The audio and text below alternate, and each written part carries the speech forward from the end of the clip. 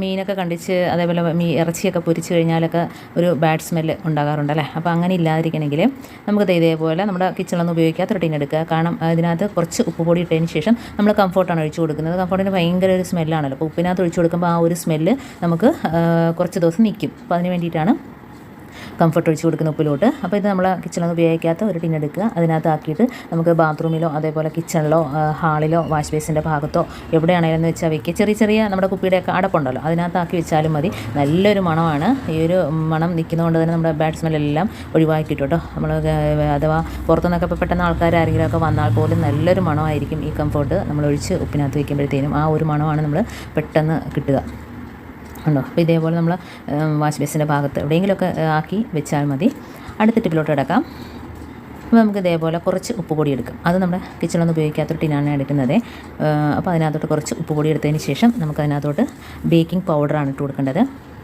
അപ്പം ഇത് കൊണ്ടുള്ള ഉപയോഗമെന്ന് വെച്ചാൽ നമ്മുടെ ടൈല്, ബാത്റൂം അതേപോലെ കിച്ചൺ ടൈല്, ബാത്റൂമിൻ്റെ ടൈല്, ക്ലോസറ്റ്, വാഷ് ബേസിൻ, ഇതിൻ്റെയൊക്കെ മഞ്ഞക്കറ പോകുന്നതിനൊക്കെ വളരെ ബുദ്ധിമുട്ടാണല്ലേ. അപ്പോൾ ഇതേപോലെ ബേക്കിംഗ് പൗഡറും അതേപോലെ വിനാഗിരിയും പിന്നെ ഉപ്പ്, ഈ 3 സാധനമാണ് ഞാൻ അതിനകത്ത് ഒഴിച്ചു കൊടുക്കുന്നത്.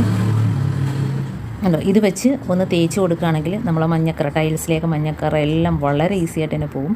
കാരണം അതിനകത്ത് ബേക്കിംഗ് പൗഡറുണ്ട്, ഉപ്പുണ്ട്, വിനാഗിരി ഉണ്ട്. നല്ലൊരു സൊല്യൂഷനാണ്. നല്ലോണം ഒന്ന് മിക്സാക്കി കൊടുക്കുക. ഉപ്പ് പോരാങ്കിൽ കുറച്ചിട്ട് കൊടുക്കാവേ.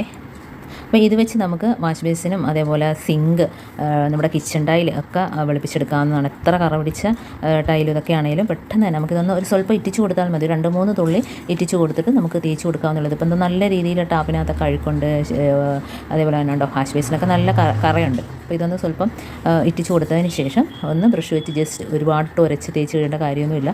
ജസ്റ്റ് ഒന്ന് തേച്ച് കൊടുത്താൽ മാത്രം മതി. ഉണ്ടോ, അതുപോലെ ടാപ്പ് നല്ല രീതിയിൽ വെട്ടിത്തിളങ്ങും. അപ്പോൾ അതിനകത്തുള്ള കറ വളരെ എളുപ്പത്തിൽ പോകുന്നതായിട്ട് നമുക്ക് കാണാനായിട്ട് പറ്റും. ഇനി പെട്ടെന്ന് തന്നെ നമുക്ക് തന്നെ കഴുകി വൃത്തിയാക്കി എടുക്കാം. നല്ല രീതിയിൽ വെട്ടിത്തിളങ്ങുന്നതായിട്ട് കാണാം കണ്ടോ.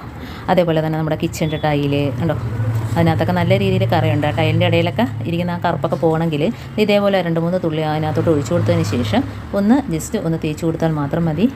വളരെ എളുപ്പത്തിൽ തന്നെ കറയെല്ലാം പോയിട്ട് ടൈലൊക്കെ ക്ലീനായിട്ട് ഇരിക്കുന്നതായിട്ട് കാണാം. അപ്പോൾ ഇതേപോലെ തന്നെ നമുക്ക് ക്ലോസറ്റിനകത്ത് ഒഴിച്ചു കൊടുക്കാം കേട്ടോ. ക്ലോസറ്റിനകത്ത് കറയുണ്ടെങ്കിൽ ഈ ഒരു സൊല്യൂഷൻ കുറച്ച് തോനെ ഉണ്ടാക്കിയതിന് ശേഷം നമുക്ക് ഇതിനകത്ത് ഒഴിച്ചു കൊടുത്തതിന് ശേഷം ഒന്ന് ഫ്ലഷ് അടിച്ചാൽ മാത്രം മതി. നമ്മളത് ഒഴിച്ചിട്ടിട്ട് രാത്രി ഒഴിച്ചിട്ട് രാവിലെ ഒന്ന് ഫ്ലഷ് അടിക്കുകയാണെങ്കിൽ അതിനകത്തുള്ള കറയെല്ലാം പോകും. തേച്ചൊരച്ച് നിൽക്കേണ്ട കാര്യമൊന്നുമില്ല. ഇതിപ്പോൾ ഞാൻ പെട്ടെന്ന് കാണിക്കുന്നതുകൊണ്ടാണ് തേച്ചൊരച്ച് കഴിയുന്ന ടൈലെല്ലാം നമ്മൾ ഒഴിച്ചിട്ട് കുറച്ച് കഴിയുമ്പോൾ തന്നെ അഴുക്കെല്ലാം ഇളകി പോകുന്നതായിട്ട് നമുക്ക് കാണാനായിട്ട് പറ്റും.